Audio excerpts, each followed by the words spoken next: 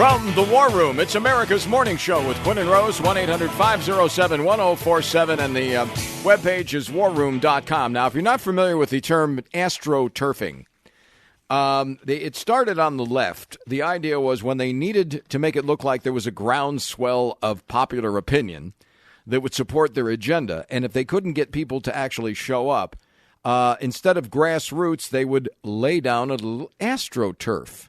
In other words, have the Rent-A-Mob from Acorn show up, or, call the SEIU, the Service Employees International, and, have them send a few paid demonstrators and create an astroturf as opposed to a grassroots. So when you hear Nancy Pelosi use the term astroturf, you will know what she's talking about. Now, she was questioned about the Tea Parties yesterday. I don't know who the questioner is here. The voice doesn't ring a bell, but it doesn't matter. What's important is Nancy Pelosi's answer. Listen. As you know, this being tax day and all, there's a group, thousands of Americans across the country that are having a tax and tea party today, saying that we're taxing and spending our way into oblivion. Well, I totally disagree. What we're doing is investing in the future. What they want is a continuation of the failed economic policies of President George Bush, which got us in the situation we're in now. What we want is a new direction. In fact, in the president's initiative, in the recovery, and in the budget, 95% of the American people get a tax cut. This is a tax cut for the great middle class. This initiative is funded by the high end. We call it AstroTurf. It's not really a grassroots movement. It's AstroTurf by some of the wealthiest people of America to keep the focus on tax cuts for the rich instead of for the great middle class. Okay, now, before I lose my temper, let's play it again, and let's stop it from time to time and make a comment or two. As you know, this being tax day and all, there's a group, thousands of Americans across the country that are having a tax and tea party today, saying that we're taxing and spending our way into oblivion. Well, I totally disagree. What we're doing is investing in the future. No. I think Rose put it pretty well in the last hour. You're raping those in the future. Yeah. She's raping our future. Yeah, they're raping our future. I love it when government uses the term, we are investing. What do you mean we? Nobody's investing. When I invest, I voluntarily write a check out to my stockbroker and say, buy PIMCO Alliance real return, or whatever it happens to be.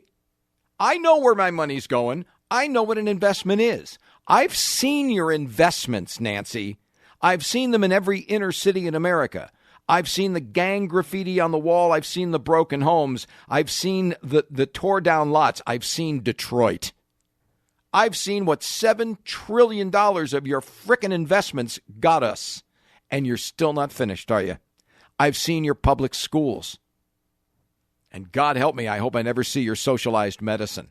I've seen your investments, Nancy. They're not investments. She goes on. What they want is a continuation of the failed economic policies of President George Bush, which got... Wait a minute. Hold on a second. The economic policies of George Bush, not his stimulus, that didn't work, and we knew it wouldn't, but the tax cuts of 2003 gave us the hottest economy in the history of the planet Earth. Unemployment was vanishingly small. The stock market was, 16,000 or something? It's been so long now, I don't remember. Sorry. The policies of the Bush administration were working very well until 1996 when you guys came along and your chickens, the price of gasoline, since you won't let us drill for our own product, the chickens, the subprime mortgage meltdown that you can lay squarely at the doorstep of Barney Frank, of Franklin Raines, of Christopher Dodd, of Jamie Gorelick, of Rahm Emanuel, that kicked in and almost destroyed the globe's economy, and may well do so. So don't tell me about the failed policies of the Bush administration. That's an attempt to slander Reaganomics, and it's not going to fly here.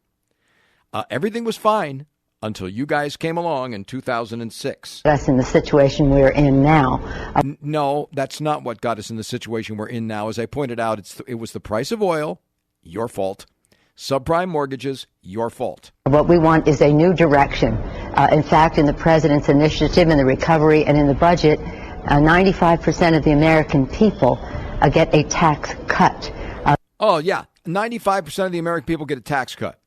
Well, let's just see if that really is true. And if they get one, what is it, $13 a week? And after January 1st, it's $8 a week. And it may well be that it's not even a real tax cut anyway. It's a manipulation of the withholding tables. You may end up having to pay taxes on it at the end of the year anyway. It's a scam, just like everything else these guys do. This is a tax cut for the great middle class. This is a tax cut for the great middle class. Nancy, what's wrong with the rest of us? I mean, why is it that you hold the producers, the people who risk their capital, who risk their lives, who risk everything they own to provide goods and services for their fellow man, and in doing so, they create the great middle class. The great middle class didn't come about because some union decided it was going to come about. The great middle class came about because capitalism expands and expands and expands and creates new wealth, at least when you guys don't get in its way. And you want to vilify the people who actually created the middle class that you now want to pander to, and you want to invoke class envy. This is evil, okay? Well, this kind of division, setting one American against another, whether it's black against white or rich against poor, but the Democrats play this game every single time, and it is evil. It is literally a sin, what they're doing. Initiative is funded by the high end. We call it. Wait a minute. The initiative, the Tea Party initiative, is funded by the high end? Is it really? And what do you call it again? But AstroTurf. It's not really a grassroots movement. Right. It's AstroTurf by some of the wealthiest people of America. Who are to keep those the people? focus on tax cuts for the rich instead of for the great middle class. You Bolshevik bitch. You lying SOB. How dare you? You have just slandered everybody in this Tea Party movement. And not only that, you slandered the people who really started it, which was, as Rose pointed out, a couple of moms. That's it. This is an outrage for the Speaker of the House to sit there in the media and lie. Show us the checks, Nancy. Who in the high end, quote unquote, who in the rich?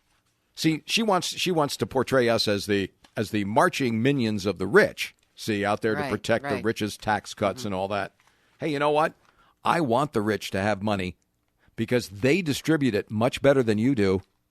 When they make a decision what to do with their money, it makes sense. It creates wealth. It creates jobs. It expands businesses. It expands trade. When you guys make decisions with the money that you've looted from the rest of us based on your damn class envy, what do you spend it on? Well, and they also are smart enough to know, the average American person, and that's who attended the tea parties yesterday. That's all we were. We are smart enough to know that the future generations are going to pay for the sins of this generation, the tax sins, the spending sins.